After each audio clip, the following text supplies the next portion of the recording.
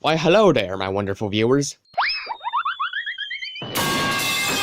Welcome to part 3 of fixing this janky mess of a model in Blender after becoming obsessed with murder drones for several months straight. I'm addicted. Let's see how much longer it takes until I'm satisfied with this. Hint, never. This video might be a bit messy and all over the place because I constantly jump from one problem to the other in Blender, so I hope the chaos is enjoyable and who knows, maybe you'll learn something from this video. So, to begin, I realized that I've been overcomplicating basically everything about the face rig, and this whole time, I was trying to make this complicated AF model that would automatically rotate around the eyes. Huh? My brain is not braining today. That would automatically rotate the eyes around the head so it doesn't deform. But then I realized, wow, I'm being stupid and thinking way too hard about this. I was trying to use a damped track constraint to make the eyes rotate around the head, which would instantly break when the head looked up. I then tried fixing that with a limit rotation constraint set to the x-axis, which then immediately broke again when the head moved. And then I started messing around with curves and more constraints, but at that point, all two of my neurons have long been double battered, fried, and put on a stick. I just couldn't come up with any more solutions. After a break, I realized that I was getting absolutely nowhere and that I should probably try a different method. Turns out, using just a single shrink wrap modifier works perfectly. Words cannot describe the emotions I felt at that moment. I'm very disappointed at myself because of how long it took me to figure this out. I'm also kind of confused because I've tried just shrink wrapping it onto the face before, but the eyes would always slip into the face. Now, it looks absolutely fine though. It might be due to the subdivision modifier, but I don't know for sure.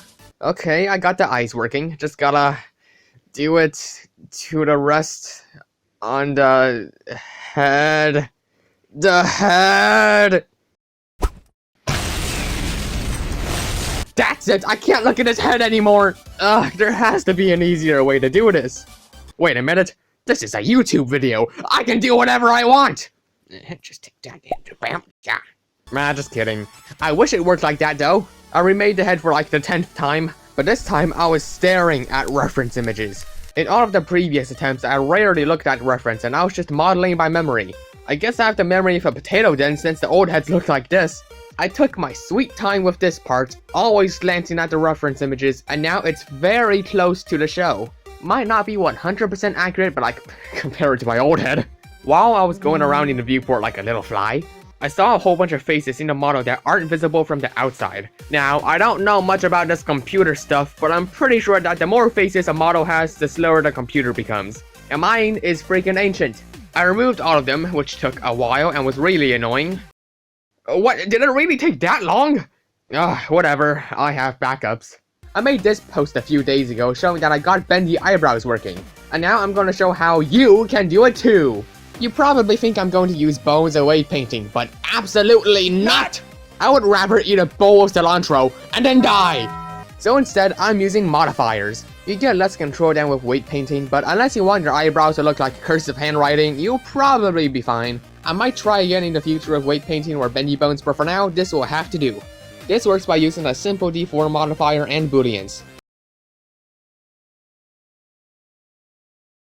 Hello there. So first, add a cube and move it above the eyebrow. Scale the cube so that it's about the same length as the eyebrow and move it downward until it just about covers the entire thing. Make sure you leave a little bit still visible though. Add the simple deform modifier onto the eyebrow and change it to bend mode.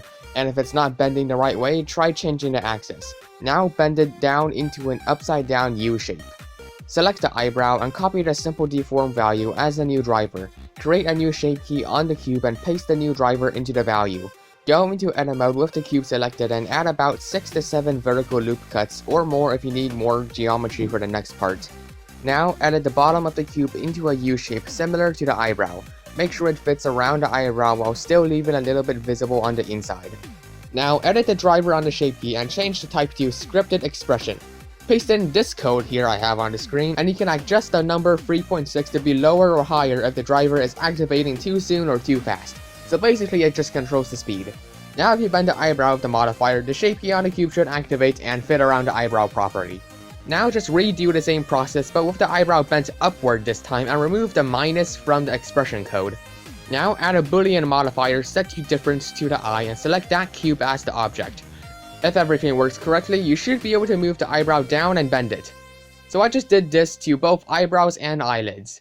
The results I got are pretty good, but the expressions you can make are limited, but it should work for basic stuff. Future Roy here, I just watched episode 3 again, and their eyebrows move quite a lot. His mouth. The mouth rig. It still sucks. This mouth rig is made with several hook modifiers, and that makes it very hard to make mouth shapes. I know I said I felt a lot better in the last part, but I don't think I was thinking straight. This freaking sucks. Fine, I'll use weight painting. The first attempt was an absolute disaster. It looked awful, but then I managed to get it working by making a cylinder with the minimum amount of edges with an influence of 1 set on each edge. Whoa, it actually works. Whoa, ho, ho, okay, yeah, that's a huge improvement.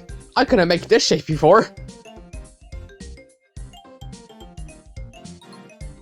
Oh. On to the fingers. I hate them. I hate making fingers. I can not make this shape. I seriously can't get the finger to bend without it clipping into each other. These new fingers can bend, but I had to remove some large chunks of the fingers. This will have to be as close as it gets until I manage to wrap my head around it. I've completely remade the fingers and palm, which now has no geometry. Excuse me? No geometry? I wrote this late at night, bite me. The palm now has less geometry and zigzagging edges. I also saw that the original fingers were all the same length, so I shortened 2 of them. I was feeling lazy, so I also Frankensteined 2 fingers together. It felt really wrong, but the end results were pretty great. Right, shrink wrap thingy. I used 2 meshes at the top and bottom of the head and added more booleans to stop the eyes and everything else from being seen when they move off the face. I also did a little remake of the chest because the collarbone or whatever that's supposed to be didn't look quite right, and I found out that the part of the chest where the symbol is isn't just a hexagon, and it looks very similar to how disassembly drones look. In the future, when I try to make a disassembly drone, I'll probably just yoink this chest and reuse it. I made some shape keys on the mouth for when I'm feeling too lazy to move the bones manually. There's the cute smile, the meh face, and this ugly smile. I didn't mean it! Don't worry, your backups will forgive me. Sheesh, the face looks pretty cluttered. Sheesh, the face looks pretty cluttered right now. And I can't just hide them by pressing H or pushing them into the face because that's why I decided to make my own model. I don't like the way you hide elements on other murder drones rigs, and I found it really annoying. So I just decided one day to make my own. Thankfully though, I had already thought of a way to hide and unhide them easily weeks ago. Now it was finally time to implement that idea. My idea was to use custom properties and drivers. On a bone, I made a new custom property which will be the on and off switch for the visibility of the face. I copied that property as a driver and pasted it into the viewport and rendered visibility of the eye. A bit of testing and scripting later, I got a functioning on and off switch. But what if I wanted to turn everything off? I would have to click each one and turn them off individually. Well, I also solved that problem by adding an extra input variable. I made another custom property on a different bone and copied the data path, which I then pasted into the new input variable. A little edit to the script later, I now have a switch that can turn everything off. I just need to add the driver setup onto everything else and we should be good. And that was about 8 days of work. This shall be the end of this video, and I hope the rest will be smooth sailing. All that's left for me to do is finish the rig for the face, and I should be able to release the full model. Thank you guys so much for watching, and make sure to leave a like and subscribe if you want to see more. If you enjoy what I do, consider supporting me on Ko-fi, where I sometimes show behind the scenes images or sneak peeks. Ko-fi subscribers will gain early access to new videos, posts about what I'm currently working on, and more. I hope you have a wonderful day, and see you in the next one. Christ, I am shivering balls right now. Ah, my arm. I'm in a storage closet.